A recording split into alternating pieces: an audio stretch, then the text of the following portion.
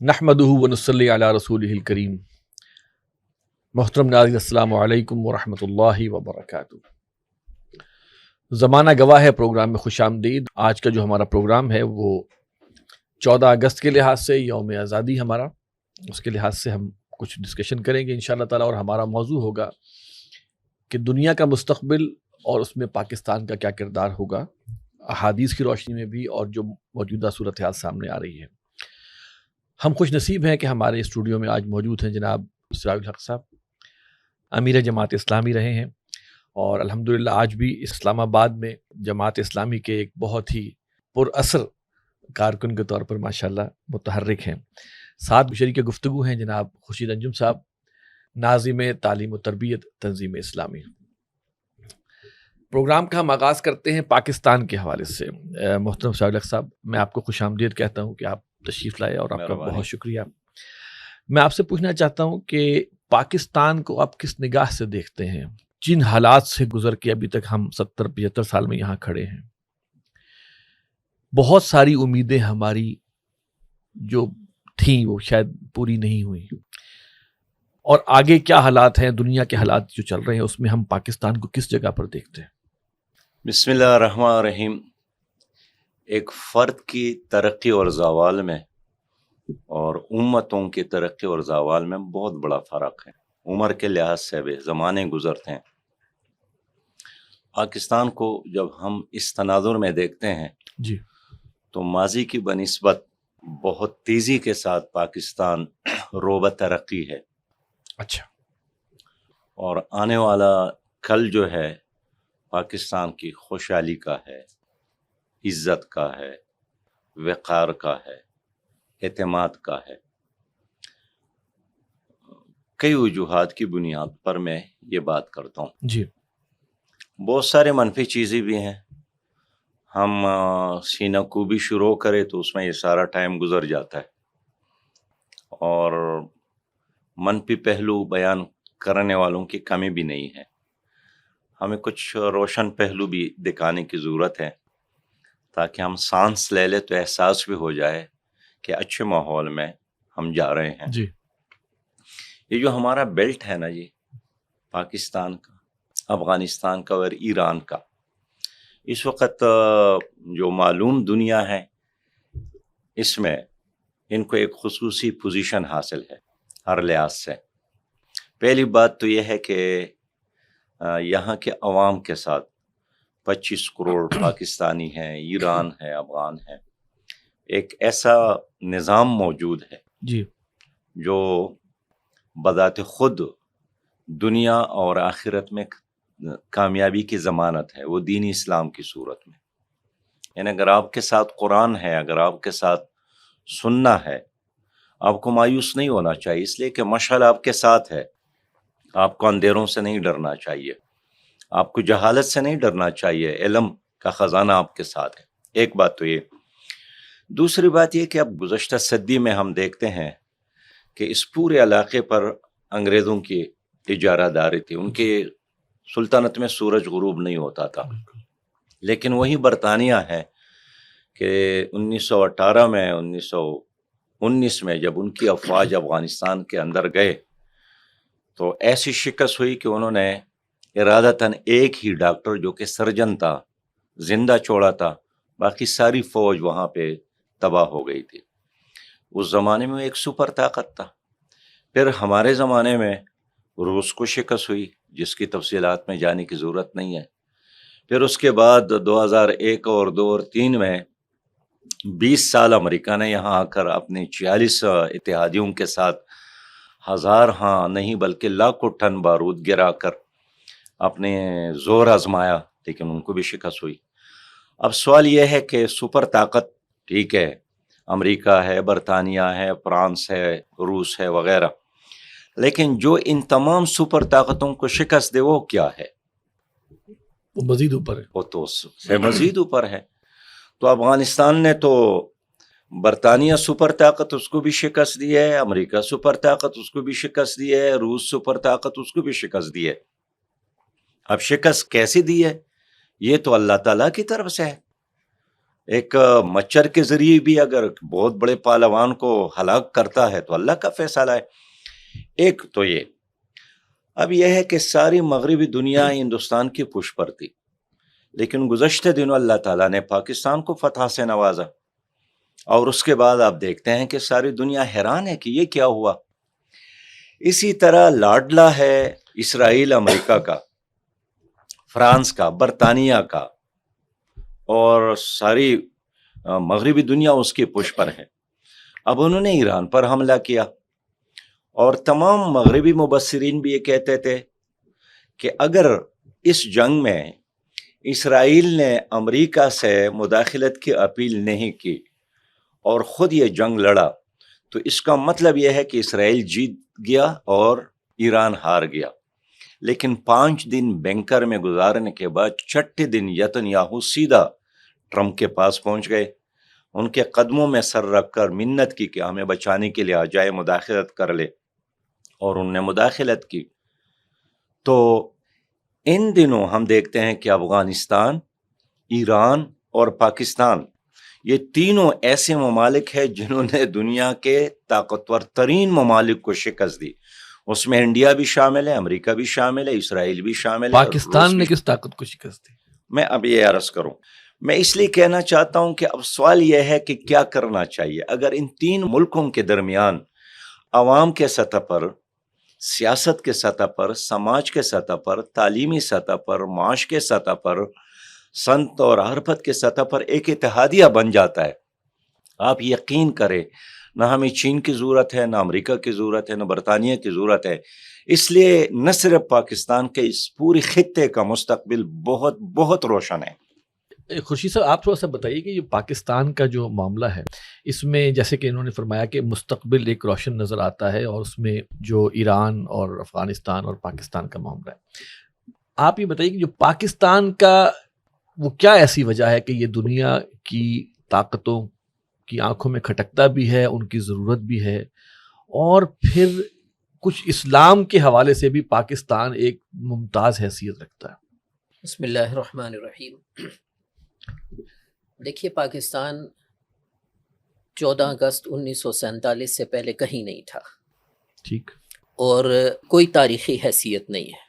ٹھیک، بھارت کہے، ہندوستان کہیں، اس کی صدیوں کی تاریخ ہے. پاکستان تو بالکل ایک نومولود تھا، اور سب سے بنیادی بات یہ ہے کہ پوری دنیا میں تحاریک چلی ہیں، کہیں عرب نیشنلزم، کہیں ٹرک نیشنلزم، کہیں ملایا. واحد ایک ملک ہے پاکستان جو دین و مذہب کے نام پر تحریک چلی. اسرائیل کے بارے میں کہا جاتا ہے وہ یہ ایک نسلی مذہب ہے اور نسل کی بنیاد پر سارا کچھ. اب بھی آپ دیکھ لیجئے وہ اسی انداز سے چل رہا ہے. واحد ملک ہے پاکستان جو اسلام کے نام پر بنا ہے. جیسے حضرت سلمان فارسی کہا کرتے تھے نا، عربوں کے ہاں تو باپ کا نام نہ ہو تو وہ نام ہی نہیں ہے، بلکہ وہ تو اسم الرباعی اسے کہتے ہیں، 4 نام بیان کرتے. تو پوچھا جاتا، وہ کہتے سلمان، تو پوچھا جاتا سلمان بن، تو کہتے سلمان بن اسلام. تو پاکستان بن اسلام ہے، پہلی چیز. دوسری چیز جو پاکستان کے جینیسز میں ہے کہ جیسے میں نے عرض کیا، اب ایسے میں عرض کروں، اسرائیل بن جو قائد اعظم نے کہا تھا اللیجیٹیمیٹ چائلڈ آف دی ویسٹ، اسرائیل بن وہ تو پتہ ہی نہیں ہے. دوسری چیز جو ہے وہ قومیت ہے. جیسے میں نے مثال بھی دی ہے کہ کہیں عرب نیشنلزم، ٹرک نیشنلزم، اور یہ واحد ہے قومیت کو، جو اقبال نے کہا نا کہ اپنی ملت پہ قیاس اقوام مغرب سے نہ کر، خاص ہے ترکیب میں قوم رسول ہاشمی. تو اس کی بنیاد پر یہ ساری تحریک چلی. اچھا، پھر کوئی ایسی چیزیں ہیں کہ اب یہ ظاہر ہے کچھ قرائن ہوتے ہیں کہ پاکستان کا قیام اللہ تعالیٰ کے جو ظاہر ہے کہ اللہ کی تقویم، اللہ کے منصوبے، وہ ہماری 50-60 سالہ زندگی کی طرح تو نہیں ہوں گے. وہ تو ایک طویل اس کا حصہ ہے، اور اللہ کا کوئی کام جو ہے وہ اتفاقی نہیں ہے، وہ اس کے اذن کا ہے، وہ اس کی پلاننگ کا ایک حصہ ہے. تو پاکستان کا قیام آیا لیلۃ القدر میں، یوں کہہ لیجئے پاکستان نازل ہوا لیلۃ القدر میں. تو یہ کوئی عام بات نہیں ہے، اللہ تعالیٰ کی طرف سے. اور جو نعرہ بھی لگا، ہاں، سب سے بنیادی بات وہی جو پہلے بھی آئی ہے کہ پاکستان کا مطلب کیا؟ لا الہ الا اللہ. لا الہ الا اللہ کی بنیاد پر ہم نے یہ ملک حاصل کیا ہے.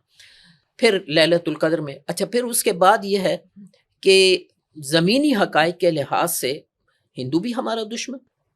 انہوں نے کہا ہماری لاشوں پر پاکستان بنے گا. جی جی انگریز بھی لارڈ ماؤنٹ بیٹن تھا اس وقت, ٹھیک ہے, اور دنیا میں کہیں سے ہمیں وہ نہیں تھی سوائے امریکہ کے. امریکہ نے بھی چونکہ وہ اس وقت آزادی کی تحریکوں کا حامی تھا جہاں جہاں چل رہی تھی, لیکن کوئی ایسی مدد نہیں تھی جسے کہتے ہیں نا وہ لپ سروس تھی, اس سے زیادہ کچھ نہیں تھی. تو پاکستان کا قیام بذات خود ایک معجزہ ہے, معجزہ مین خرق عادت ہے کہ سب مخالفتوں کے باوجود دائیں بائیں کوئی ایسی روشنی کی اللہ تعالیٰ نے پاکستان بنا کر دے دیا. قائد اعظم بھی 10 سال کے لیے ہاں اس پہ کیبنٹ مشن پر تیار ہو گئے جس میں کہ متحدہ بھارت ہوتا اور 3 یونٹس بنے ہوتے, اور اس میں ایک یونٹ ہمارا یہ پاکستان وغیرہ کا علاقہ, جی. ایک جو ہے بنگال کا علاقہ, اور باقی ہندوستان. وہ تو نہرو نے کیا کہتے ہیں غلطی کی نا, حماقت کی, غلطی تو نہیں کہنا چاہیے, جو حماقت کی جس کا رونا بھی رویا ابوالکلام آزاد, لیکن وہ اس کی وجہ سے قائد اعظم بھی ڈٹ گئے. اور پھر بہرحال اس کے نتیجے میں اللہ تعالیٰ نے, یوں کہہ لیجیے اللہ تعالیٰ نے ہمیں پلیٹ میں رکھ کر دے دیا ہے, یہ لو سنبھالو. لیکن اس کے ساتھ یہ بھی ہے فننظر کیف تعملون, پھر ہم دیکھتے ہیں تم کرتے کیا ہو. دیکھیے پہلے ہی 49 میں قرارداد مقاصد منظور ہو گئی. اب یہ ریاستی سطح پر جیسے کوئی شخص جو ہے اسلام قبول کر لے, لا الہ الا اللہ محمد رسول اللہ کہہ دیتا ہے, ریاستی سطح پر ہم نے کلمہ پڑھ لیا. No legislation will be done repugnant to the Quran and the Sunnah. اور یہ دنیا کے کسی اور ملک میں اس طرح سے نہیں. پھر اسی طرح آپ دیکھ لیجئے 31 علماء کے 22 نکات ہیں, دیوبندی, بریلوی, اہل حدیث, شیعہ, جماعت اسلامی, سب جو ہیں اس میں شامل تھے, اور ایک متفقہ 22 نکات. کون سا اسلام؟ یہ لو بھائی یہ اسلام, ان نکات پر عمل کرو. پھر اللہ تعالیٰ نے 74 میں ختم نبوت, یہ ایک بہت فتنہ قادیانیت کلا کما کر دیا, ریاستی سطح پر ہوا ہے. پھر اس کے بعد بہت بڑی نعمت اللہ تعالیٰ نے ہماری ہر قسم کی بدعمالیوں کے باوجود اور ہر قسم کی کوتاہیوں کے باوجود اللہ تعالیٰ نے ہمیں ایٹمی دانت عطا کر دیا. یہ وہ چیز ہے کہ بہرحال اس کا بہت پروپیگنڈا بھی ہوا ہے, اسلامک بم بھی کہا گیا, کہیں کیا کچھ. پھر اس کے ساتھ ساتھ پاکستان کے جو عوام ہیں ان کے اندر بہرحال ماسز میں جو ہے وہ اسلام کے ساتھ ایک لگاؤ, ایک جذباتی تعلق پایا جاتا ہے. تو یہ وہ ساری چیزیں ہیں جو یہ ظاہر کر رہی ہے کہ اللہ تعالیٰ کی جو پلاننگ ہے, اور اللہ تعالیٰ اس خطے سے کچھ کام لینا چاہتا ہے.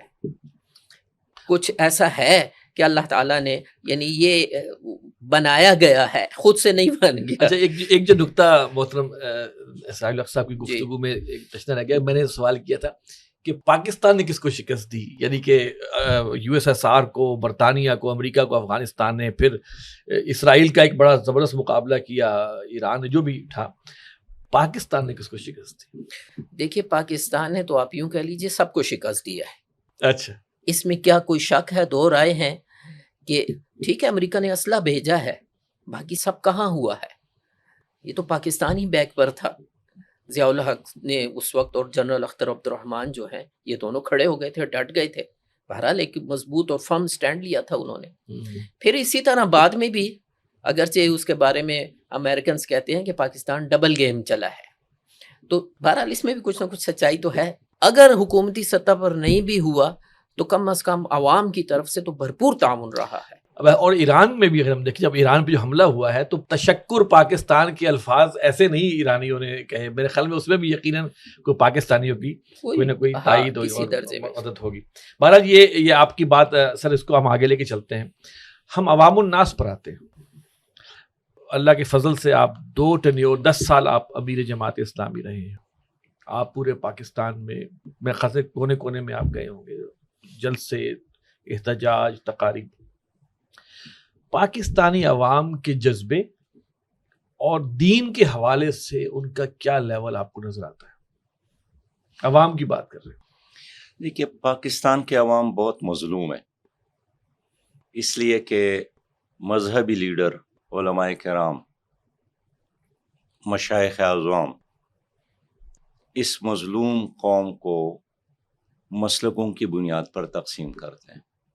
جو مسلمان مسجد میں جاتا ہے ادھر ممبر پر ایک شخصیت ہوتی ہے, آپ ان کو امتی نہیں بناتے ہیں، ان کو کہتے ہیں آپ دیوبندی ہے، آپ بریلوی ہے، آپ اہل حدیث ہے، آپ شیعہ ہے، آپ فلاں مسلک والے ہیں، بلکہ مسجد کے ماتھے پر بھی لکھتا ہے کہ یہ مسجد جو ہے یہ فلاں فرقے کا ہے، باقیوں کے لیے نو انٹری ہے. باقی کے لیے نو انٹری ہے. اب ایک طرف اللہ تعالیٰ کا حکم ہے کہ ان ھذہ امتکم امۃ واحدہ، یہ ایک امت واحدہ ہے. جی.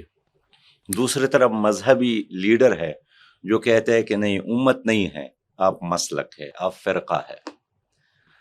دوسری طرف سیاسی لیڈر ہے، سیاسی لیڈر اس کو پنجابی، سندھی، بلوچ اور پشتون کی بنیاد پر تقسیم کرتے ہیں اور یہی سمجھانے کی کوشش کرتے ہیں کہ آپ پاکستانی نہیں ہیں، آپ پہلے سندھی ہے، آپ پہلے پٹھان ہے، آپ پہلے بلوچی ہے، آپ پہلے پنجابی ہے، پنجابی میں بھی پھر سرائکی ہیں، فلاں ہیں اور فلاں ہیں. تو اب اگر سیاسی لیڈر اور مذہبی پیشوا ایک ہی پیج پر ہو کہ امت کو تقسیم کرنا ہے، کوئی مذہب کے نام پہ کرے، کوئی زبان کے نام پہ کرے، کوئی قومیت کے نام پہ کرے، علاقے کے نام پہ کوئی علاقے کے نام پہ کرے، کام تو ایک ہی ہے تقسیم. یہی وہ منزل ہے دشمن کا کہ امت کو تقسیم کرو، عرب اور عجم کی بنیاد پر تقسیم کرو، بالکل. پھر عربوں کو چھوٹے چھوٹے ٹکڑوں اور خاندانوں میں تقسیم کرو، پھر عجم کو بھی ترکیوں اور افغانیوں اور ایرانیوں اور پاکستانیوں میں تقسیم کرو. پاکستان کے عوام بھی کوئی جزیرے میں تو نہیں رہتے ہیں، مسئلہ یہ ہے کہ اس سے تو عوام بھی متاثر ہوتے ہیں. ایک مسئلہ تو یہ. جی. دوسرا عوام کا مسئلہ یہی ہے کہ ایک قوم بننے میں بنیادی چیز ہے تعلیم. تعلیم ایک قوم بناتی ہے اور قوم کو ایک منزل. لیکن ہمارا جو شروعی سے تعلیمی نظام ہے لارڈ میکالے کا، وہ ہمیں مختلف طبقات میں تقسیم کرتے ہیں. اگر آپ صبح لاہور میں دیکھیں تو غریب کا بچہ ایک طرح کے اسکول میں جائے گا، وہاں کوئی اور کتاب، اور جو سرمایہ دار ہے یا بڑا ہے اس کا بیٹا کسی اور میں جائے گا. اس طرح جو دین کی محبت رکھتا ہے وہ ایک اور مدرسے میں جائے گا. تو ہم نے اپنے بچوں کو بھی تقسیم کیا ہے اس ظالمانہ تعلیمی نظام کی وجہ سے. پھر ہم آتے ہیں سیاست پر. سیاست میں بھی ہماری قوم بہت زیادہ مظلوم ہے، اس لیے کہ اگر ایک بہت بڑی اکثریت ہے مزدوروں کا، تو پارلیمنٹ میں مزدوروں کی نمائندگی کرتا ہے کارخانہ دار. اگر ایک بہت بڑی میجارٹی ہے کسان اور کاشتکار کا، تو پارلیمنٹ میں کسان اور کاشتکار کی نمائندگی کرتا ہے جاگیردار. پھر اگر عوام میں ایک کمزور طبقہ ہے، مظلوم طبقہ ہے، تو ان کی نمائندگی کرتا ہے ظالم. تو اسی طرح جو فیصلے کی جگہ ہے وہاں عوام کا نمائندہ نہیں ہے، وہاں ایک 2% اشرافیہ کا قبضہ ہے. وہ اشرافیہ جس کے بارے میں ورلڈ بینک کی رپورٹ ہے کہ یہ ہر سال غریب پاکستانیوں کے $17 بلین ہضم کرتے ہیں. اس کے باوجود بھی یہ پاکستان سے بھی محبت کرتے ہیں. یہ ہماری قوم، برا دن آتے ہیں تو یہی لڑتے ہیں، کہیں فلسطین پر ظلم ہوتا ہے تو یہی چندہ دیتا ہے، کشمیر کے لیے نکلنا ہوتا ہے تو یہی روتا ہے اور یہی نکلتا ہے، برما کی بات ہو تو یہی کرتے ہیں. اب 14 اگست کو بھی دیکھیں گے، غریب بچہ کچھ بھی نہیں تو چھوٹا سا باجا لے کر وہ بجاتا ہے اور پاکستان سے محبت کا اظہار کرتا ہے. تو میں یہ سمجھتا ہوں کہ پورا نظام اس میں لگا ہے کہ ہمیں قوم نہ بن جائے، تقسیم اور اس لیے ہم بنگالی بنے، ہم پھر یہاں قومیتوں میں تقسیم ہو گئے.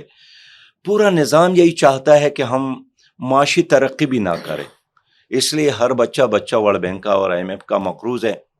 میں ویسے ایک دلچسپ چیز آپ کو بتاتا ہوں کہ اس وقت ہم لاہور میں ہیں نا جی، یہاں آپ کا گورنر ہاؤس ہے، 700 کنال پر مشتمل ہے. امریکہ کے صدر وائٹ ہاؤس سے آپ کا گورنر جو ہے بڑے گھر میں رہتا ہے. گورنر کو چھوڑو، آپ سرگودا جائیں، ایک کمشنر ہاؤس ہے، 104 کنال پر مشتمل ہے. گورنر ہاؤس مری ہے، 19 ایکڑ پر مشتمل ہے. بلوچستان کا گورنر 22 एकड़ के छोटे से घर में रहता है। गवर्नर हाउस सिंध है 32 एकड़ के एक छोटे से, इस गवर्नर हाउस में कितने हजार नौकर काम करते हैं? ये आपके, मेरे, इनके और गरीब आवाम की जेबों से ये गवर्नर हाउस चलते हैं। तो मैं इसलिए कहता हूं कि ये तो फिर भी अल्लाह ताला का एक इनाम है कि हम जिंदा है, वरना इस निज़ाम के होते हुए दुनिया की कोई भी कौम होती, जापानी कौम होती, कोई ईरानियन कौम होती, वो जिंदा भी ना रहते। हम तो फिर भी पहलवान है कि हम जिंदा है। कोई खास बात है ना? फिर वो खास बात यही है ना जी, कि जो मेरे प्यारे भाई ने बताया कि पाकिस्तान को चूंकि अल्लाह ने बनाया है, अल्लाह इसकी हिफाजत करता है, वरना हमारे हुक्मरानों के अमाल, हमारे सियासतदानों के अमाल, हमारी फौज और इस्टेब्लिशमेंट के अमाल, हमारे ब्यूरोक्रेसी के अमाल, हमारे अशरफिया के अमाल, हमारे मजहबी लीडरशिप के अमाल, वो तो मुसलसल पाकिस्तान को उसी तरफ ले जा रहे हैं जो तबाही और बर्बादी का है। लेकिन अल्लाह का इनाम है कि आज मशीयत खुसूसी फिर भी पाकिस्तान कायम है, दायम है और मजबूत से मजबूत तर। वैसे मैं बता दूं, ये जो इंडिया ने हमला किया था ना पुलवामा, और पुलवामा के बाद उन्होंने पाकिस्तान पे हमला किया और 2 जहाज गिराए गए, उसमें एक पकड़ा भी गया एक पायलट। जी। तो हमारा एक इजलास था उन दिनों, वजीर आजम थे इमरान खान साहब, जनरल बाजवा आर्मी चीफ थे, तो उन्होंने बुलाया था इस सिचुएशन पर। उसमें ये शहबाज शरीफ साहब भी थे, तमाम सियासी लीडर थे। तो सब ने वहाँ एयर चीफ बैठे थे, उनको मुबारकबाद दी कि आप लोगों ने 2 जहाज गिराए और बड़ा कारनामा किया। वो खामोश बैठा था, मुबारकबाद लेते रहे। आखिर में उसने ये बात की कि सच्ची बात करूं, न हमारी अकल और न हमारी सलाहियत, ये सब कुछ अल्लाह ताला की तरफ से हुआ कि वो पाकिस्तान को जलील नहीं करना चाहता था, और न हमारे साथ। इसलिए कि बाजवा का तो सारा बयानिया यही है कि हम 24 घंटे भी मुकाबला नहीं कर सकते। हमारे साथ तेल नहीं है, हमारे F-16 ख़राब है, हमारे टैंकों की पुरज़जात नहीं है, हमारे साथ 34 दिनों के लिए पानी नहीं है, हमारे साथ 34 घंटों के लिए हवा में अपने जहाज़ों को रखने के लिए तेल नहीं है। सारा बयानिया था उनका। आदमी उनके साथ 5 मिनट बैठ जाते हैं ना जी, तो आपको अपने ऊपर और पाकिस्तान पे तरस आता कि हम सांस कैसे ले रहे हैं। इसके बावजूद भी वो एयर चीफ ने सही बात कही कि अल्लाह ताला ये करके दिखाता है कि मैं तुम्हारे पुश पर हूँ, इसलिए कि मैंने पाकिस्तान बनाया है, लेकिन आप लोगों के साथ एक अमानत है। तो मैं समझता हूँ कि मसला अवाम का नहीं है। इस दफा भी यही हुआ ना, अभी 4 मई को जो भारत ने हमला किया, तब भी हम सब हैरान रह गए कि किस तरह अल्लाह ताला ने ये काम करवाया है पाकिस्तान से, जो भारत के 6 जहाज या 5 जहाज मार गिराए और सारा कुछ। ये भी तो मैं समझता हूं। वैसे आसिफ साहब, सच्ची बात यह है कि उन दिनों भी जब ये ईरान का और पाकिस्तान का मसला हुआ ना, हम अपने एंकर को सुन रहे थे। एक एंकर का तबसरा यही था कि जब इसराइल ने हमला किया ईरान पर, कि अब ईरानी हुकूमत के साथ फेस सेविंग के लिए क्या चीज़ चाहिए, और उनका एक ख्याल था कि वो जाकर अमेरिका के कदमों में बैठेगा कि जो भी आप चाहते हैं ले ले, लेकिन हमें बचाएं।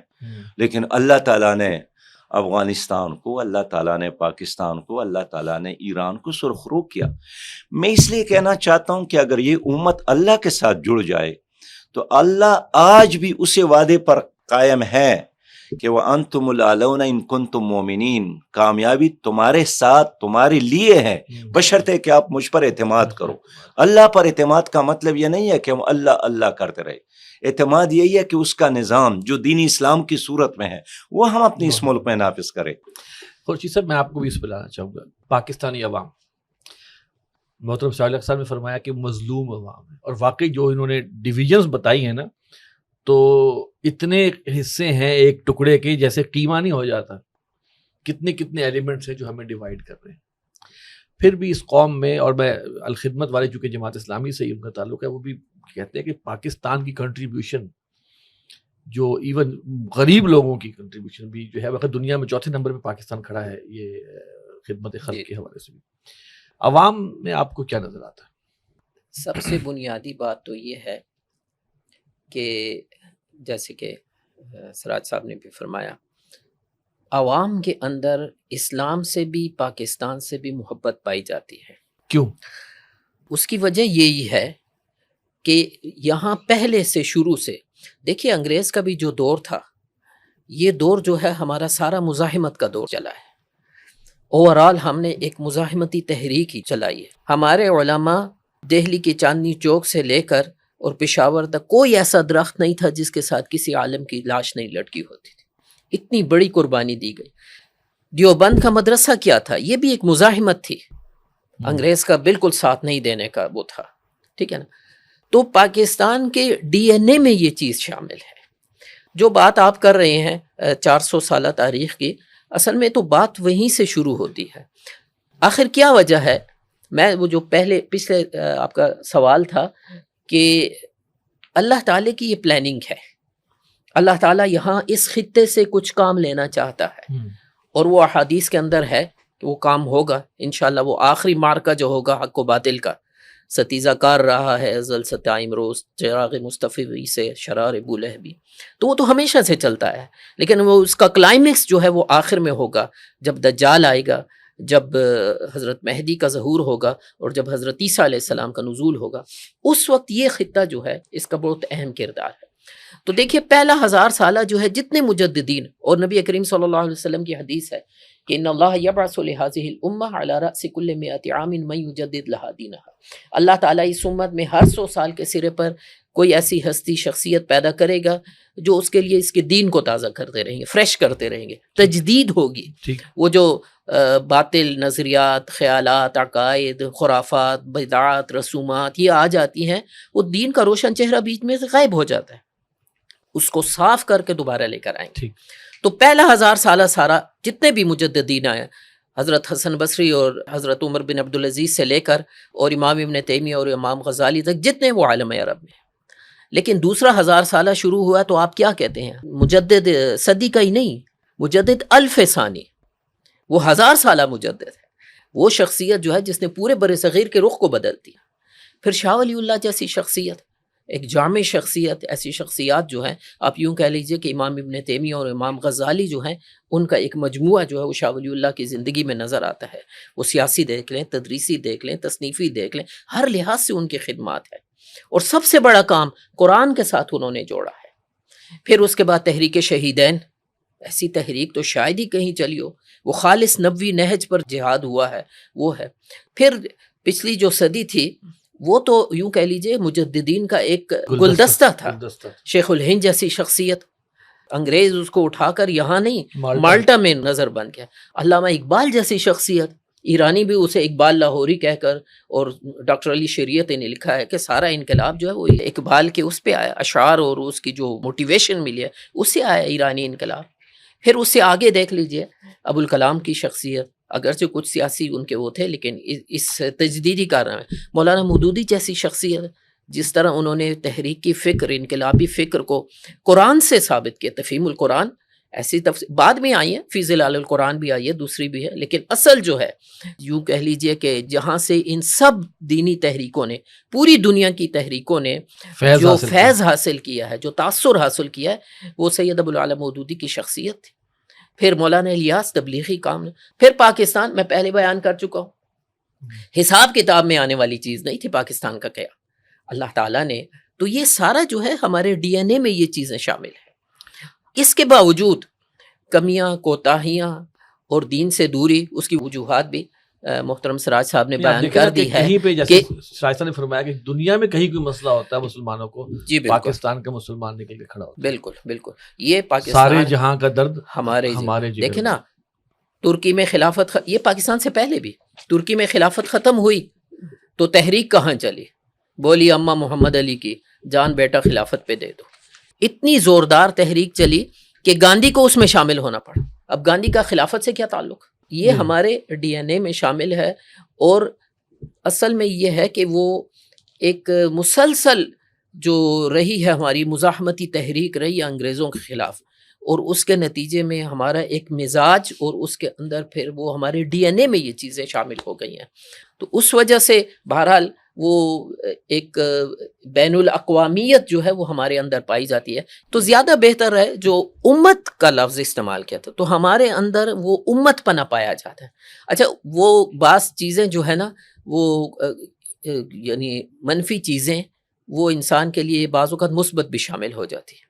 منفی یہ ہے کہ ہم ایک قوم نہیں ہیں، کہیں پنجابی ہے، پٹھان ہے، پھر اس کے اندر مزید تقسیم تر تقسیم، کے پی میں کتنی زبانیں اور کتنی قومیں پائی جاتی ہیں، پنجاب میں کتنی ہیں، سندھ میں کتنی ہے، بلوچستان میں کتنی ہے۔ یہ ایک منفی چیز ہے کہ ہم کسی بنیاد پر اکٹھے نہیں ہو رہے، لیکن یہی مثبت چیز بن گئی، ہم اسلام کی بنیاد پر اکٹھے ہو گئے، کافر نہ توانی شد نہ چار مسلمان شو، تو ہمیں وہ اس طرف آنا پڑا، وہ اسلام کے ساتھ وہ ایک، اور یہی وجہ ہے کہ وہ تحریک پاکستان جو چلی ہے یہ تو کہیں ہوا ہی نہیں ہے، اور تاریخ انسانی کی سب سے بڑی ہجرت، ورق ہے اس کا، لہو لہو ہے۔ یہ کیا ہوا کہ وہ ایک نعرہ تھا، پاکستان کا مطلب کیا، لا الہ الا، اور بعد میں بھی جتنی تحریکیں چلی ہیں اگر اسلام کا نام شامل ہوا ہے تو وہ تحریک کامیاب ہوئی ہے، ادروائز نہیں ہوئی۔ ہسٹری اٹھا کر دیکھ لیجئے، پاکستان کی ہسٹری اٹھا کر دیکھ لیجئے، تو ایک ہی چیز ہے جو ہمیں جوڑنے والی بھی ہے، جو بانڈ ہے ہمارا، وہ کیا ہے، وہ اسلام ہے۔ اس کو مضبوط کریں گے تو مضبوطی آئے گی، اور اسی لیے مختلف طریقوں سے، جیسے مختلف حوالے بھی دیے، اسی کو کمزور کرنے کی کوشش کی جا رہی۔ محترم سراج صاحب، میں اس میں تھوڑا سا ایک قدم آگے بڑھتا ہوں۔ تقسیم در تقسیم کی بات تو ہمیں آپ نے بھی بتائی اور سامنے بھی آ رہی ہے، اور اس کے پیچھے جو ہمیں نظر آتا ہے کہ بہرحال اس تقسیم کے باوجود بھی ہم اسلام کے حوالے سے سینسٹیو بھی ہیں اور اس کے لیے درد بھی رکھتے ہیں۔ کہیں آپ دیکھیں کہ کہیں پہ کوئی ورق قرآن کے جلائے جاتے ہیں تو یہاں پر جو ہے وہ اس کے مزاحمت شروع ہوتی ہے، تو ایک جذبہ اندر موجود ہے۔ آپ یہ بتائیے کہ اس جذبے کو صحیح راہ دکھانا اور اس تقسیم در تقسیم کے معاملے کو کس طرح ایک پرپز فل با مقصد قوم یا امت میں لانا کیسے پاسبل ہو سکے گا؟ پاکستان کی جو بنیاد ہے یہ تو کسی ٹینکوں کی لڑائی اور فوجوں کی لڑائی کی بنیاد پر نہیں ہے، ایک عوامی اتحاد کی بنیاد پر ہوا ہے۔ جی، اور قائد اعظم محمد علی جناح نے ایک بہترین ترجمانی اور وکالت کی، اور انہوں نے دنیا کو اس پر قائل کیا۔ آج بھی اس ملک کو آگے لے جانے کے لیے وہی 1947 کا جذبہ دوبارہ اٹھانے کی ضرورت ہے، اور وہ جذبہ تھا لا الہ الا اللہ کا۔ یعنی یہ معاشی بنیاد پر تو پاکستان نہیں بنا، یہ تو ہر کوئی جانتا ہے کہ چھوٹے اور محدود پاکستان کی بجائے بڑے اکھنڈ بھارت میں آدمی زیادہ معاشی طور پر خوشحال ہوتا، لیکن لوگوں نے تو معاشی خوشحالی کی بجائے اپنے مکانات چھوڑے، اپنے خاندانوں کو چھوڑا، اپنے رشتوں کو چھوڑا، اس لیے کہ ان کے پیش نظر اصل چیز نظریہ تھا، عقیدہ تھا، لا الہ الا اللہ تھا، آزادی کا ایک جذبہ تھا۔ تو آج بھی یعنی جس طرح اس امت کی ابتدا میں ترقی ہوئی ہے قرآن اور سنت کی بنیاد پر، آج بھی اس امت کی ترقی اور اس کی عزت مشروط ہے اسی قرآن اور سنت اور اسی لا الہ الا اللہ کے ساتھ۔ آپ کے علم میں ہے، آپ جانتے ہیں کہ جب فلسطین فتح ہو رہا تھا اور حضرت عمر ابن خطاب وہاں پر گئے تو ابو عبیدہ بن جراح رضی اللہ تعالیٰ عنہ نے ان سے یہی ریکویسٹ کی کہ ذرا کپڑے ایسے بنا دو تاکہ سامنے دیکھنے والوں پر تھوڑا سا روب آ جائے، پریشر پڑے، اور اس لیے کہ ساری عیسائی قیادت موجود ہے۔ اور حضرت عمر رضی اللہ تعالیٰ عنہ پر سفر کرتے کرتے کرتے وہاں تک پہنچے تو پسینے سے شرابور، کپڑے بھی گردآلود اور پتہ نہیں کیسے حالت میں تھے۔ حضرت عمر رضی اللہ تعالیٰ عنہ نے بڑی تاریخی بات کی، اگر یہ بات کوئی اور کرتے تو میں ان کی کوپڑی پر کوڑے برساتا، اور پھر فرمایا کہ انا کننا اذل قوم، ہم تو ایک کمزور قوم تھے، فاعزنا اللہ بالاسلام، اللہ نے ہمیں اسلام کی وجہ سے عزت دی۔ تو آج بھی اگر ہم عزت کی طرف جا سکتے ہیں، ایک عظیم قوم بن سکتے ہیں، ناقابل تسخیر بن سکتے ہیں، تو وہ سونے اور چاندی کی بنیاد پر نہیں۔ سونا اور چاندی تو عرب دنیا کے ساتھ کچھ کم نہیں ہے، درہم اور دیناروں کی کچھ کمی تو نہیں ہے، ساری یورپی بینکوں میں اربوں کا پیسہ پڑا ہے، ان کی بوٹ میں بھی ہیرے اور ان کے ٹوپیوں میں بھی ہیرے ہوتے ہیں۔ ابھی ٹرمپ آئے تھے قطر اور سعودی عرب، واپس جا کر جو ان کا تبصرہ ہوا کہ ان کے واش روم میں بھی سونے کے پائپ پڑے ہیں اور ان کے برتن بھی سونے کے ہیں اور ہر طرف ہیرو اور جو. انہوں نے کہا کہ ان چیزوں سے یہ مجھے متاثر کرتے تھے. یعنی ان چیزوں کا اثر ٹرمپ پر بھی کوئی مثبت نہیں پڑا، اس لیے کہ ہمارا اپنا ایک شناخت ہے. اس کے بدلے اگر آپ کو یاد ہے سابق صدر بھی آئے تھے اور سعودی عرب کا جو اس وقت ڈیل کر رہے تھے ان کے والد سلمان صاحب، تو مغرب کا وقت ہو گیا، اس نے امریکی صدر کو کمرے میں چھوڑ کر چلے گئے نماز کے لیے. لوگوں نے اتنا اچھا لیا. اس طرح آپ کو یاد ہے کہ قطر میں جب فٹ بال بین الاقوامی میچ ہو رہا تھا اور ساری دنیا کا یہی طریقہ ہے کہ وہاں کیا کرتا ہے، شراب اور جو اریانی اور پہاشی کے سارے اویلیبلٹی، لیکن انہوں نے وہاں شراب کی تمام کمپنیوں پر پابندی لگا لی. اس پوری پروگرام کا آغاز بھی قرآن کے ایک تلاوت سے جو ایک مفلوج بچے نے کی، اور جتنے بھی باہر سے لوگ آئے تھے تو انہوں نے ایک پازیٹیو اثر اسلام کے حوالے سے لیا. تو میں سمجھتا ہوں کہ پاکستان کے لیے آج بھی آگے بڑھنے کا ایک ہی راستہ ہے. دیکھیے، میں آپ کی قیادت پر یا آپ میری قیادت پر اکٹھے نہیں ہو سکتے ہیں، لیکن ہم دونوں اکٹھے ہو سکتے ہیں محمد مصطفیٰ صلی اللہ علیہ وسلم کی قیادت پر. تو قیادت موجود ہے، پھر منشور اور کتاب موجود ہے، پھر 1200 سالوں کی خلافت کا ایک حکومت کا نقشہ موجود ہے. تو ہمیں کوئی ایسی چیز کی کمی نہیں ہے. دنیا کے یہ جو اقبال نے بڑی اچھی بات کی، میں دہراؤں گا کہ آشنا اپنی حقیقت سے ہو اے دہقان ذرا، دانا تو کیتی بھی تو باران بھی تو حاصل بھی تو، آہ کس کی جستجو آوارہ رکھتی ہے تجھے، راہ تو راہ رو بھی تو رہبر بھی تو منزل بھی تو، وائی نادانی کہ تو محتاج ساقی ہو گیا، میں بھی تو مینا بھی تو ساقی بھی تو محفل بھی تو، شعلہ بن کر پونکھ دے خاشا کے غیر اللہ کو، خوف باطل کیوں ہو خود غارت گرے باطل بھی تو. میرا آج بھی یہی عقیدہ ہے کہ جب بھی پاکستان کے حکمران نے اسلام کی طرف رجوع کیا، لوگ ایک وقت کانا کھائیں گے، پاکستان کا ساتھ دیں گے. تاریخ گواہی دیتی ہے کہ جب ظہور الدین بابر آئے تھے اور ہندوستان کی سرزمین پہ لڑ رہے تھے، 11 دن لڑائی ہوئی، فتح حاصل نہیں ہو رہا تھا. ایک رات وہ اٹھے، اپنے فوج کو اٹھایا، جگایا اور کہا کہ آج کے بعد میں توبہ کرتا ہوں شراب پینے سے، میں شراب نہیں پیوں گا. اس گناہ چھوڑنے سے پوری فوج میں ایک حرکت اور ایک بجلی پیدا دوڑ گئی، اور اگلے دن اتنے جذبے کے ساتھ لڑے کہ ظہور الدین بابر کامیاب ہو گئے.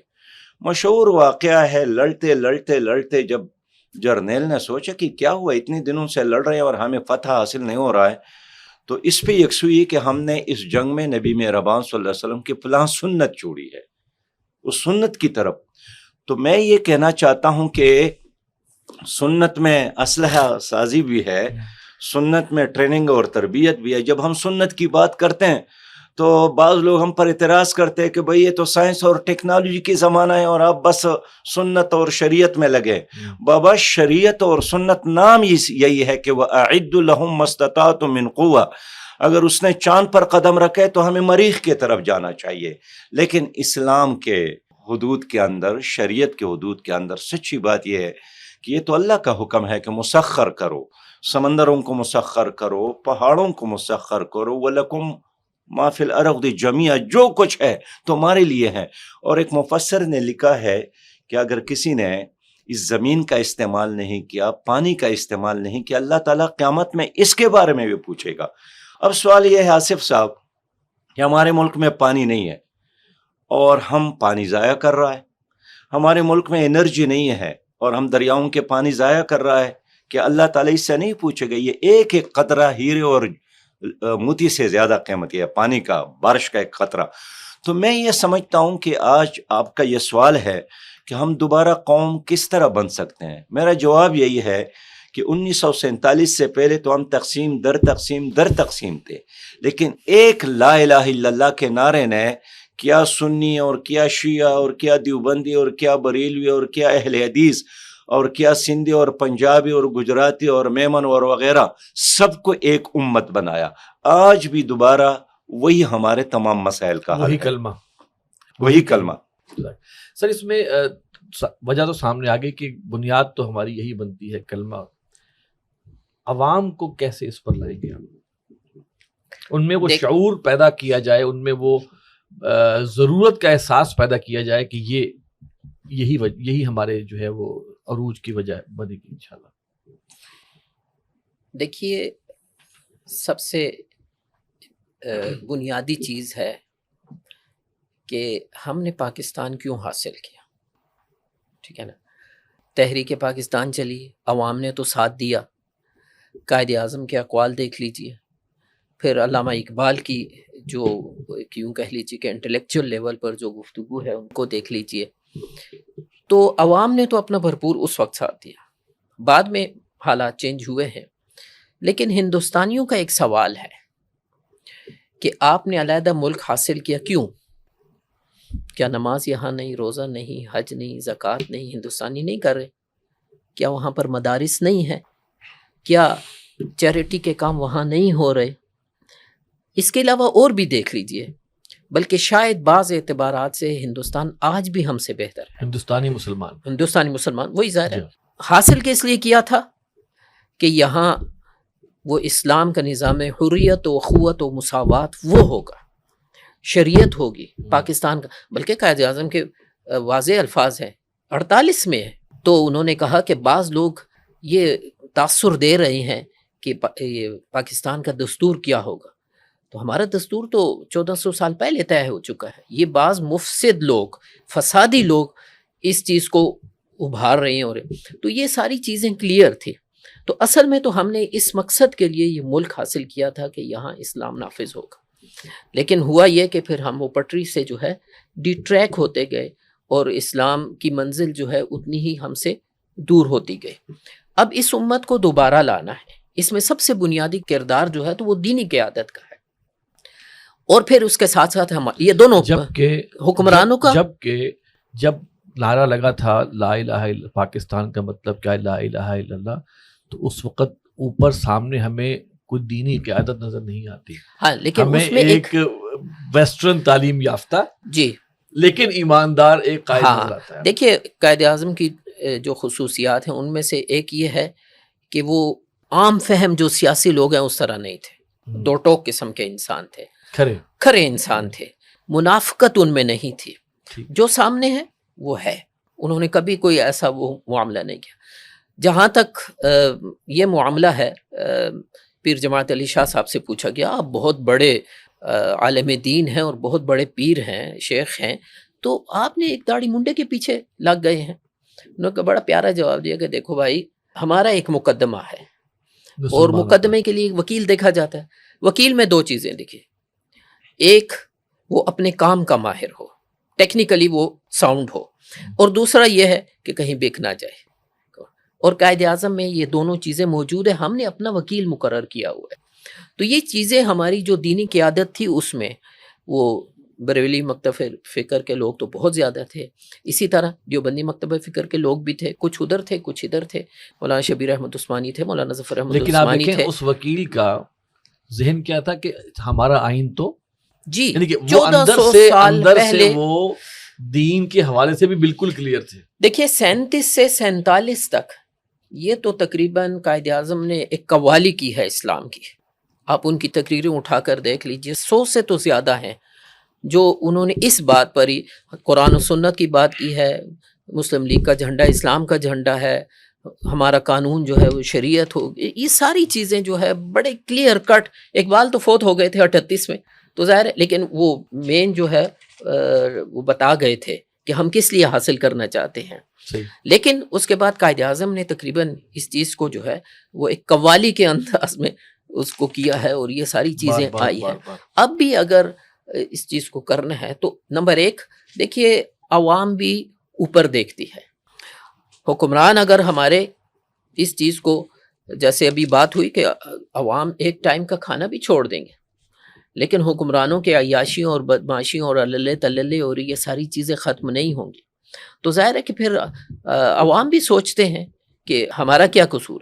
اسی طرح دینی قیادت بڑی بہترین بات کی ہے کہ آج ہم بس اپنی اپنی بھیڑیں سنبھالنے کی فکر میں ہیں، اور وہ دیوبندی بریلوی سے تو اب باقی کی بات نکل گئی ہے، دیوبندیوں میں بھی گروپس بن گئے ہیں، اب وہ فلاں ہے وہ فلاں ہے، ایک دوسرے کے پیچھے نماز نہیں پڑھ. تو یہ چیزیں جو ہیں وہ امت پناہ جب تک نہیں آئے گا تو ایک توبہ کی منادی عوام میں بھی، حکمرانوں میں بھی، پھر اس کے ساتھ ساتھ دستور کے اندر جو چیزیں ہیں. اب دستور میں کچھ ایسی چیزیں ہیں جیسے وہ قرارداد مقاصد ہے، اس کو ہی نل اینڈ وائڈ کر دیتے ہیں، اس کو برابر کے جسٹس نسیم حسن شاہ اس کو دوسری ترامیم جو دفعات ہیں اس کے برابر لے آ گئے، اس کی حیثیت ہی ختم ہو گئی. اور اس طرح کی کئی چیزیں ہیں. بانیے تنظیم اسلامی ڈاکٹر صاحب نے ایک مرتبہ پورا ایک ڈرافٹ تیار کر کے اس کو اور ایک باقاعدہ تحریک چلائی تھی 90s میں کہ یہ جو غیر اسلامی دفعات ہیں یا جو چور دروازے ہیں ان کو ختم کیا جائے، اور اس سے آگے بڑھ کر پھر ایک اجتماعی سطح پر توبہ کی جائے، جس طرح قوم یونس نے کی تھی، اللہ تعالیٰ نے رحم کیا، تو سب مل جل کر اجتماعی توبہ کیا ہوگی، یہاں دین اسلام کو نافذ کیا جائے. سر ایک اہم سوال جو کہ میں سمجھتا ہوں سب سے بہتر آپ اس کا جواب دے سکتے ہیں. دیکھیے اس ملک کے اوپر دیانتدار اور اہل قیادت کو آنے بھی نہیں دیا جاتا. کیا آپ میری اس بات سے اتفاق کریں گے؟ آپ کا جماعت اسلامی کا ایک اپنا ایکسپیرینس ہے. کیا ایسا نہیں ہوتا کہ بھائی اہل لوگ نہ آئیں، خوددار لوگ نہ آئیں، جو نظام چل رہا ہے اسی کو بس تھوڑا بہت چلانے والے لوگ آ جائیں؟ کیا ایسا نہیں ہوتا؟ دیکھیے جنگ عظیم کے بعد بہت سارے اسلامی ممالک آزاد ہو گئے، اور فرانس نے اور برطانیہ نے اور ایون اٹالین نے، یہ تمام افواج جو اسلامی دنیا پر مسلط تھے یہ وہاں سے چلے گئے، لیکن اپنے نمائندے وہاں چھوڑے، کہیں شیوخ کی صورت میں، کہیں جرنیلوں کی صورت میں، عراق پر، لیبیا پر، مصر پر وغیرہ وغیرہ. بنیادی تیوری یہی ہے کہ ہم ڈائریکٹ حکومت نہ کریں، ڈائریکٹ کر لیں. اور کیوں اپنی افواج کو، اپنی انرجی کو ضائع کرتے ہیں؟ وہاں اپنے ایجنٹوں کو مسلط کر لیں. آج اگر کسی دنیا میں آپ کی بات مانی جاتی ہے تو ضروری ہے کہ آپ وہاں جا کر بیٹھ جائیں اگر وہ آپ کے اشارے پر چلتے ہیں. وائس رائے رہے نا، وائس رائے، بالکل. تو میں کہنا چاہتا ہوں کہ یہ انگریز کا بہت کامیاب تجربہ تھا کہ ہر ملک میں اپنے لوگوں کو مسلط کرو، ان کے ذریعے اپنے ورلڈ آرڈر کو نافذ کرو. اسلامی دنیا میں یہی ہو رہا ہے. پاکستان تو بہت ہی اہم ملک ہے، اس کو دشمن کیسے اگنور کر سکتا ہے یا چھوڑ سکتا ہے؟ ڈے ون سے ان کی یہی کوشش ہے کہ یہاں کوئی ایسی قیادت نہ آ جائے جو ہمارے مغربی نظام کے مقابلے میں اسلامی نظام کا لمبردار ہو، جو تقسیم در تقسیم کی بجائے وحدت اور امت کا لمبردار ہو، یا جن کے اپنی ذاتی زندگی لوگ ماڈل سمجھ کر اس کی طرف چل پڑے. تو گزشتہ اب 70 سال کا تجزیہ کر لے، ہم نام لے لے کر اس پہ وقت ضائع نہیں کرتے ہیں. تو ایک مسئلہ تو یہ ہے، اور یہ تو شدہ ہے. لیکن میری بھی یہ خواہش ہے کہ انڈیا میں کوئی ایسی حکومت ہو جو ہمارے تابع ہو، افغانستان میں ایسی حکومت بن جائے جو ہمارے دوست ہو، ایران میں ایسی حکومت آ جائے جو ہمارے دوست ہو. ٹھیک ہے نا؟ امریکہ کی بھی خواہش ہے، لیکن میری خواہش صرف خواہش ہے، ان کی خواہش کے پش پہ ان کا پلاننگ ہے، پیسہ ہے، پلاننگ ہے، ویژن ہے، تھنک ٹینک ہے، ورلڈ بینک ہے جس کے ذریعے، IMF ہے جس کے ذریعے وہ معیشت کو کنٹرول کرتا ہے، میڈیا کو کنٹرول کرتا ہے، ورلڈ ٹریڈ آرگنائزیشن کے ذریعے ہر ملک کی تجارت کو کنٹرول کرتا ہے، WHO کے ذریعے صحت کو کنٹرول کرتا ہے، ملٹی نیشنل کمپنیوں کے ذریعے آپ کی جیب، میرا جیب، ہر جیب کو کنٹرول کرتا ہے. تو ہمارے مخالفین کے ساتھ کم از کم یہ صلاحیت ہے، اس کا اعتراف کرنا چاہیے. آپ کے ساتھ موبائل ہے نا جی، اس موبائل میں ابھی آپ لکھے حماس لکھے، آپ فلسطین غزہ لکھے، آپ برہان وانی لکھے، آپ شیخ یاسین لکھے، اسی وقت اس کو بلاک کرتے ہیں. اس لیے کہ موبائل ہے تو آپ کے جیب میں، پیسہ تو آپ دیتے ہیں، بل آپ دیتے ہیں، لیکن سارا پیچھے پروگرام تو ان کے کنٹرول میں ہے. تو یہ ان کی مرضی ہے کہ آپ اس فیس بک کو بھی کیسے استعمال کریں اور کیسے استعمال نہ کریں. تو اگر وہ فیس بک پہ بھی ہمیں آزاد نہیں چھوڑتے ہیں، لوگ فلسطین کا نام جب لکھتے ہیں نا تو فے اور لام اور سین تحریف کر کے لکھتے ہیں. ہاں بالکل، جدا جدا لکھتے ہیں تاکہ اس کے زد میں نہ آ جائے. اس لیے کمپیوٹرائز نظام ہے، خود بخود وہ ڈیلیٹ ہوتا ہے یا آپ کو. تو میں عرض کرنا چاہتا ہوں آپ کے بنیادی سوال کا کہ جو آپ کا لیڈرشپ آج کا ہے یا آئندہ 10-15 سال اللہ ماشاء اللہ اگر اللہ چاہے تو، پھر یہ ہے کہ خود امریکہ میں ایک بہت بڑا ادارہ ہے، اس کا واحد کام یہی ہے کہ دنیا کی اسلامی ممالک ہے آج کے اور آئندہ 15-20 سال 50 سال کے لیے اس کا چناؤ ہم کس طرح کریں گے۔ تو یہاں سے بچوں کو اٹھا کر ادھر لے جانا، ان کی ذہنی تربیت کرنا، ان کو اسی کلچر میں رنگ کرنا خود عربوں کے ساتھ، ورنہ کیا یہ ممکن تھا کہ آپ متحدہ عرب امارات میں دنیا کا سب سے بڑا مندر تعمیر کرے اور اس کا افتتاح بھی مودی سے کر لے؟ لیکن یہ مغرب کی اس بنائی ہوئی لیڈرشپ کے ذریعے یہ کچھ ہوا، بنایا پھر مسلط کیا پھر ان سے یہ سارے کام کروائیں۔ تو ایک مسئلہ تو یہ ہے، اس پر میں مزید بات نہیں کرتا ہوں وقت کی کمی کی وجہ سے۔ دوسرا مسئلہ یہ ہے کہ ہمارا ملک اگر جمہوری ہے اور لوگ ووٹ دیتے ہیں اور ووٹ کے نتیجے میں کوئی آدمی قومی اسمبلی، صوبائی اسمبلی اور وزیر اعظم بنتا ہے، تو ہمارے عام آدمی کی نگاہ میں اپنے 1 روپیہ کی قیمت ہے، اہمیت ہے، لیکن اپنے ووٹ کی اہمیت نہیں ہے۔ اور یہی وجہ ہے کہ جب وہ روپیہ دیتا ہے نا کسی کو، اس کے لیے دیانتدار کی تلاش کرتا ہے۔ الخدمت فاؤنڈیشن والے کہاں ہیں، باقی کوئی اسلامی آرگنائزیشن کہاں ہے کہ میں یہ 10 روپے 20 روپے 100 روپے اس کے ہاتھ تما دوں؟ کسی بھی ویسٹرن ٹائپ آرگنائزیشن کو کبھی لوگ دیتے کبھی نہیں دیتے ہیں۔ پیپل پارٹی، مسلم لیگ وغیرہ وغیرہ یہ بنا لینا، لوگ اس کو نہیں دیتے ہیں، لیکن ووٹ دیتے ہیں۔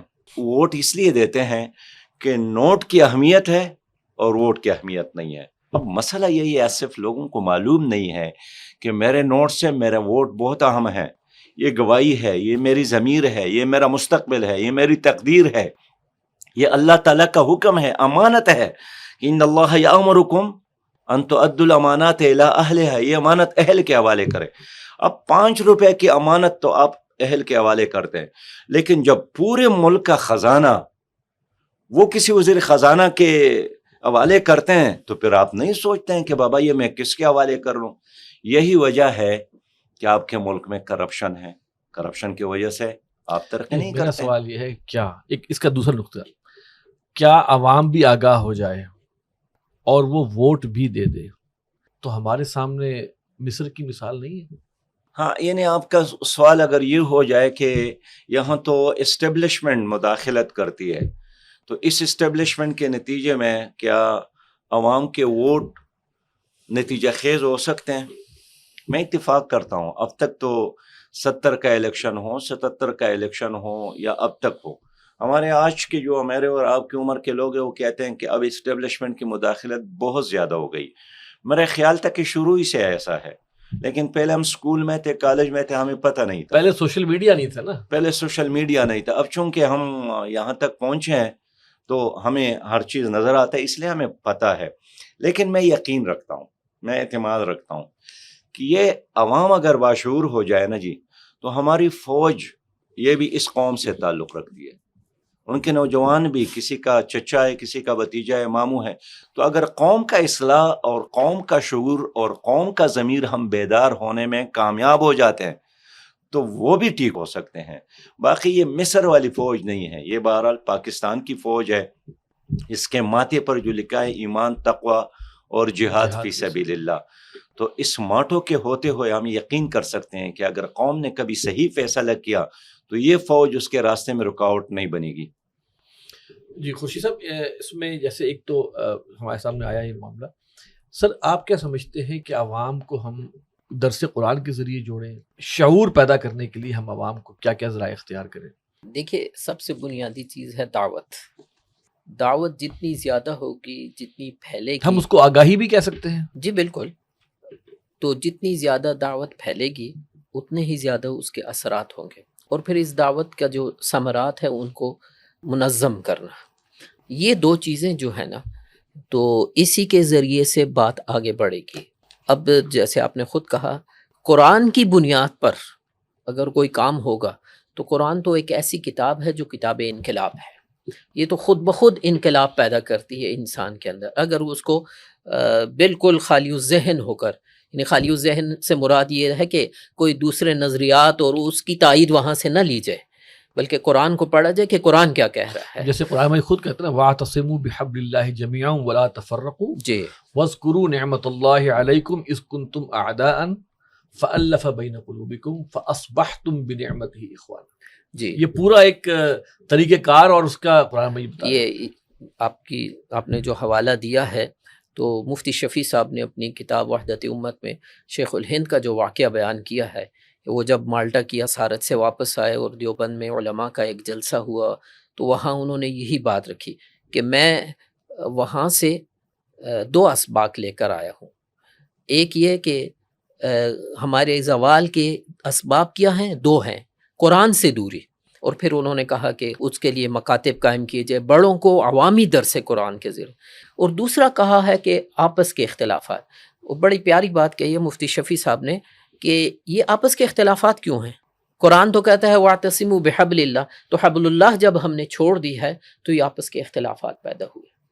تو یہ کام ہو، اور ایک یعنی یہ ایسا نہیں ہے کہ کوئی ایک جگہ درس دے دیا دوسری جگہ، ایک تحریک کے انداز میں، ایک جو ہے نا ایک مشن کے انداز میں اس کام کو لے کر چلے جائے. قرآن کی جو حقیقی دعوت ہے وہ لوگوں کے سامنے جب آئے گی تو بہرحال پھر اس کے اثرات نکلیں گے. اور وہ میں نے کہا نا ایک تحریک کے انداز میں ہو، اور پھر ان لوگوں کو منظم کیا جائے. اس طرح سے بات آگے بڑھے گی تو تب ہی لوگوں کے اندر یہ چیز احساس پیدا ہوگا، اور 1 سے 1 اور 1 11 کا معاملہ جو ہے تب ہی آگے بڑھے گا. اچھا سر، یہ جو آخر الزمان کے اندر جو کہ احادیث میں ہے کہ کل روئے ارضی پر اللہ کا دین کا بول بالا ہوگا، پھر ایک اور حدیث میں آتا ہے کہ حضور نے فرمایا کہ یہ مشرق سے ٹھنڈی ہوا ہے آتی ہے، پھر ایک اور کہ مشرق سے لشکر نکلیں گے اور وہ جو ہے وہ جھنڈے، ان کے جھنڈے جو ہیں وہ نصب ہوں گے جا کے وہاں پہ یروشلم میں. ان احادیث کو اگر ہم سامنے رکھتے ہیں تو احیاء اسلام کا جو بھی اس وقت کام ہو رہا ہے وہ مشرق میں کہیں نہ کہیں ہوتا نظر آ رہا ہے. باقی پورا عالم اسلام اس لحاظ سے خاموش ہے. آپ کیا سمجھتے ہیں کہ اس چیز کو سامنے رکھتے ہوئے پاکستان کا کیا کردار ہو سکتا ہے دنیا کے مستقبل میں؟ آصف، ایک تو اگر آپ پاکستان کو ایک جغرافیہ کا تصور کرتے ہیں تو آپ اس کو بہت محدود کرتے ہیں. پاکستان تو ایک نظریے کا نام ہے. نظریہ یہی ہے نا کہ اللہ کی حاکمیت ہو، خلافت کا نظام ہو، قرآن اور سنت قوانین سازی کا منبع ہو. خیر، آپ تو آج کی بات کرتے ہیں، میں تو ذرا ابتدا سے بات کروں کہ ابتدا ہی سے علمی سرمایہ جتنا آپ کو ملتا ہے تو وہ عربوں کے ابتدائی دور سے لے کر باقی تو آپ کو یہاں سے ملے گا. جی جی، آپ امام بخاری کو لے لیں، آپ امام ترمذی کو لے لیں، آپ ابو داود کو لے لیں، ابن ماجہ کو لے لیں. یعنی ہمارے جو امام ابو حنیفہ، اچھا آپ کا حضرت علی اجویری افغانستان سے تھے، جو اقبال کا پیر ہے رومی صاحب. تو یہ جو خراسان کا علاقہ ہے جس کا تذکرہ بار بار ڈاکٹر اسرار صاحب نے اپنے تقریروں میں کیا ہے، یہ وہ علاقہ ہے جس سے مستقبل اسلام کا مستقبل وابستہ ہے. علامہ اقبال کا ایک شعر ہے بہت خوبصورت ہے کہ کول آنکھ زمین دیکھ، فلک دیکھ، فضا دیکھ، مشرق سے ابھرتے ہوئے سورج کو ذرا دیکھ. اب مشرق سے ابھرتے ہوئے سورج کو ذرا دیکھ کا مطلب آسمان کا سورج نہیں ہے، یہ اس نظام کا ہے کہ یہاں سے طلوع ہوگا. تو میں یہ عرض کرتا ہوں کہ اس علاقے میں پوٹینشل ہے. پھر مادی لحاظ سے جب ہم دیکھتے ہیں تو مستقبل کے سارے جو معدنیات ہے جو اس وقت دنیا میں ہر انسان کی ضرورت ہے، وہ بھی یورپ میں نہیں ہے، امریکہ میں نہیں ہے، بلکہ وہ بھی اس خطے میں ہے، خراسان کے خطے میں ہے. اگر آپ خود جو پاک افغان بارڈر ہے اس طرف اور اس طرف اس وقت جو معدنیات کے امکانات ہے، گزشتہ دنوں افغان وزیر خارجہ آئے تھے اسلام آباد، تو میں نے ان سے کہا کہ دنیا نے آپ کو تسلیم نہیں کیا تو آپ لوگوں کو خواہش نہیں. انہوں نے کہا ہمیں کوئی خواہش نہیں ہے، اس لیے کہ اللہ تعالیٰ نے ہمیں اتنے معدنیات سے نوازا ہے کہ ہمیں نہ ورلڈ بینک کے قرضے کی ضرورت ہے، نہ IMF کے قرضے کی ضرورت ہے. اب ان معدنیات کو ہم نکال نہیں سکتے تھے، تو اللہ تعالیٰ نے اس کے لیے امریکیوں کو یہاں وہ لایا، مار پیٹ بھی ان کی ہو گئی، سبق بھی سکھایا اور معدنیات بھی نکال کر واپس چلے گئے. میں نے ان سے پوچھا کہ انہوں نے تو بہت چوری کیوں ہوئی، یعنی اپنے ساتھ لیے ہیں. انہوں نے کہا کہ سراج بھائی یہ جو اللہ کے خزانے ہیں نا جی، یہ چوری سے کم نہیں ہوتے. تو میں عرض کرتا ہوں، ابھی جو ہمارے آرمی چیف امریکہ جا رہے تھے تو ٹرمپ کی زبان پر بار بار ہمارے معدنیات کا ذکر تھا. ہمیں تو کم ہی پتہ ہے نا، لیکن ان کا تو ایک سیٹلائٹ سسٹم، ایک نظام موجود ہے، ان کو تو پتہ چلتا ہے. تو میں اس لیے کہنا چاہتا ہوں کہ نظریاتی لحاظ سے بھی اور مادی لحاظ سے بھی جو مستقبل ہے انسانیت کا، وہ اس علاقے سے وابستہ ہے. اب اس علاقے کے لوگوں کے اندر ایک اور چیز ہے کہ یہاں حریت ہے، ایک آزادی ہے، اور عرب دنیا کی طرح غلام بھی نہیں ہے. اب ان ممالک میں تو آپ جا کر دعا مانگے نا فلسطین کے لیے، تو بھی مولوی صاحب ادھر ادھر دیکھتا ہے کہ اب مجھے سرکاری ادارے اٹھائیں گے تو نہیں. اور بہت سارے مولوی صاحب جنہوں نے ممبر پر بیٹھ کر فلسطین یا غزہ کی بات کی ہے، اور امکان بھی کم ہے. بحرین میں امریکی اڈا ہے، کویت میں امریکی اڈا ہے، قطر میں امریکی اڈا ہے، UAE میں امریکی اڈا ہے، سعودی عرب میں امریکی اڈا ہے. اللہ حاضر القیات کون سا ملک ہے جو اس وقت، تو اگر آپ کے ملک میں ان کا فوجی اڈا موجود ہو اور آپ اپنی حفاظت ان سے کرواتے ہیں جن کے مقابلے کے لیے اللہ تعالیٰ نے آپ کو اٹھایا ہے اور بھیجا ہے، تو آپ کا کیا مستقبل ہے؟ لیکن اس کے مقابلے میں ہمارا یہ جو بیلٹ ہے، یہ جو افغانستان ہے، جو پاکستان ہے، جو ایران ہے، جو ترکمانستان ہے، میں سمجھتا ہوں اس علاقے میں بہت زیادہ پوٹینشل موجود ہے اور یہ مستقبل کا ایک محوری علاقہ ہے. میں اس لیے سمجھتا ہوں کہ یہی علاقے کے لوگ اٹھیں گے.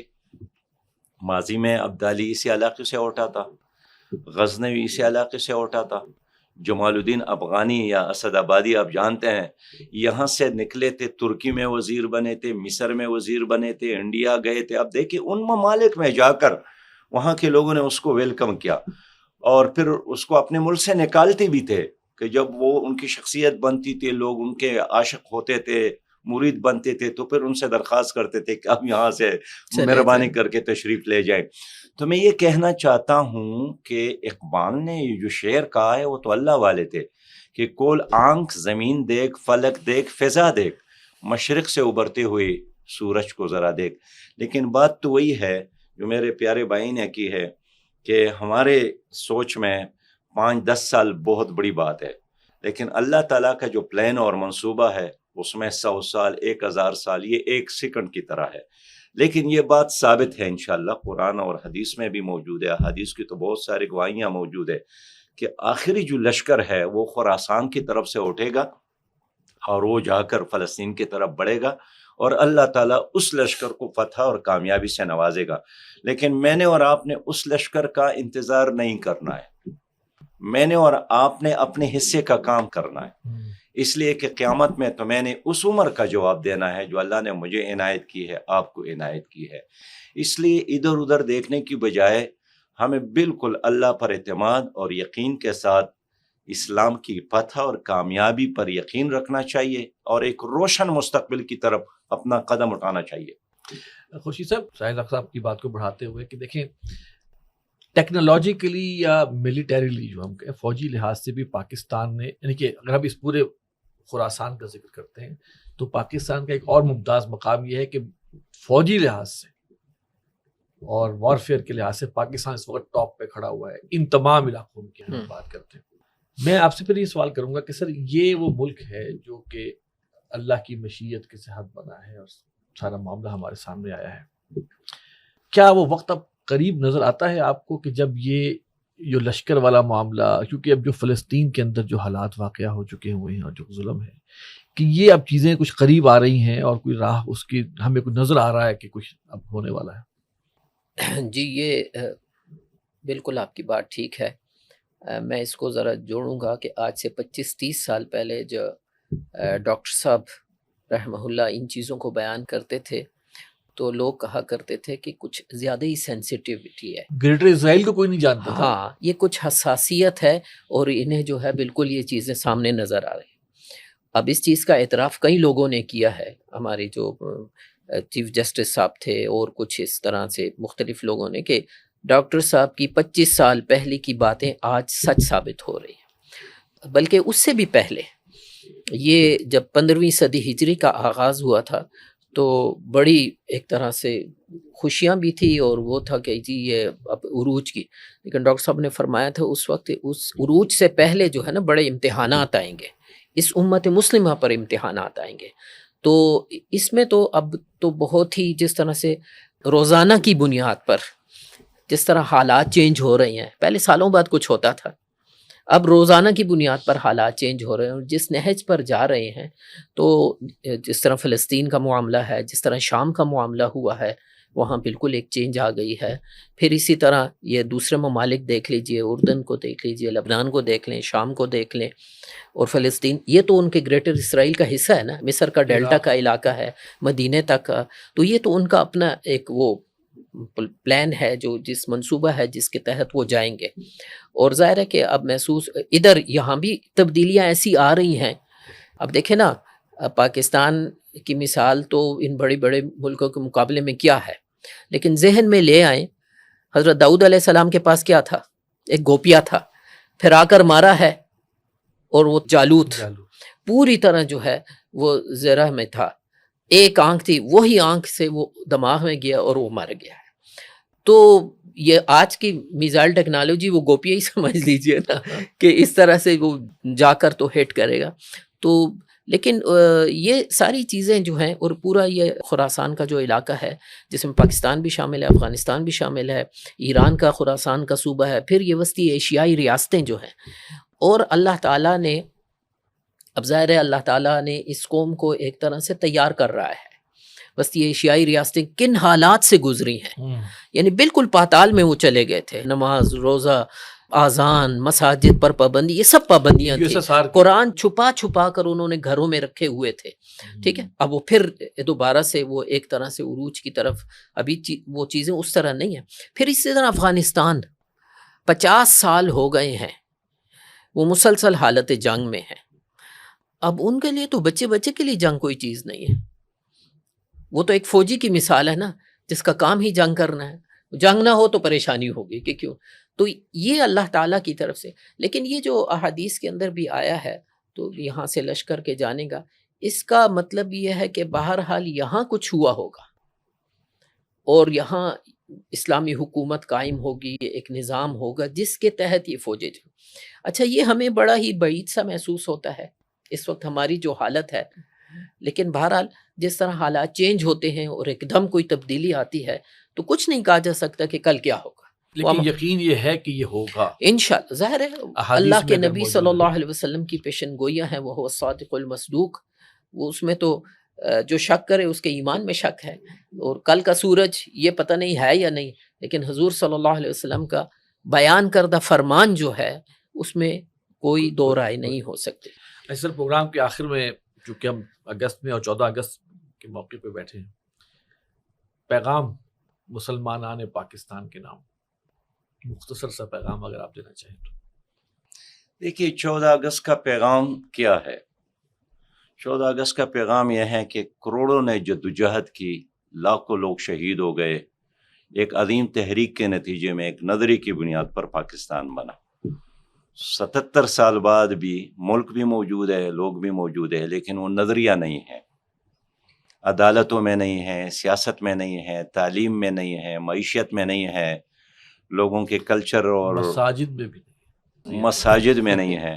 14 اگست کا پیغام یہی ہے کہ ان شہداء کی خون کا قدر کرے، ان کی قربانی ان سے وفا کر لے، اور اس نظریے کے مطابق پاکستان کو اسلامی پاکستان بنا لے، خوشحال پاکستان بنا لے.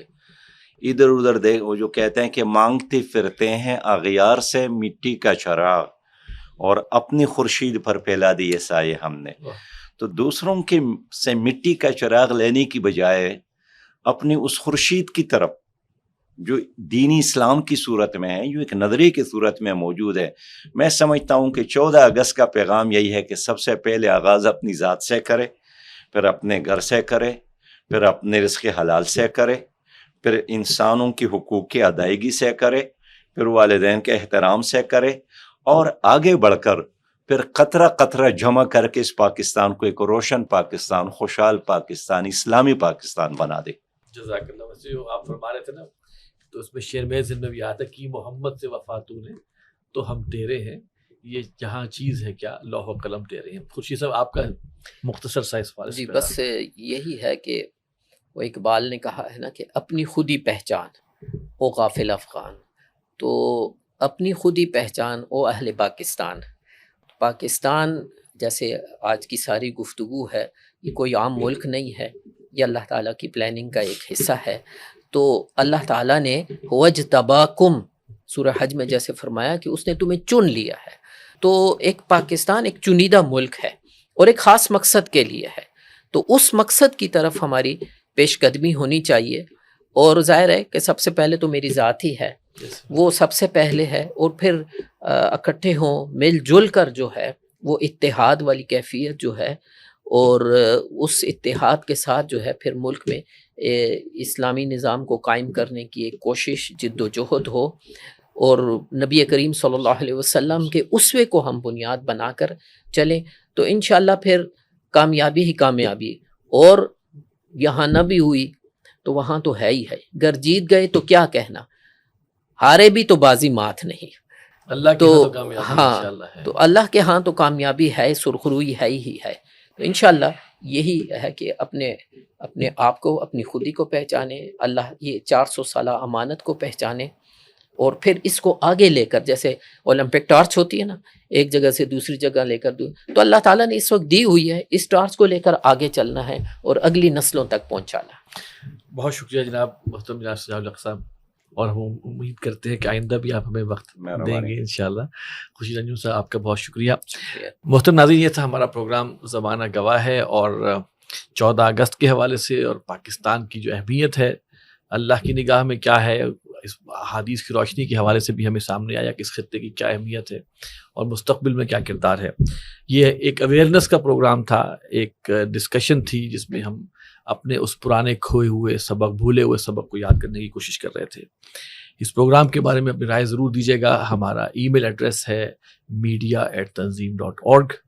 اگلے پروگرام تک کے لیے اجازت دیجیے. السلام علیکم ورحمۃ اللہ وبرکاتہ.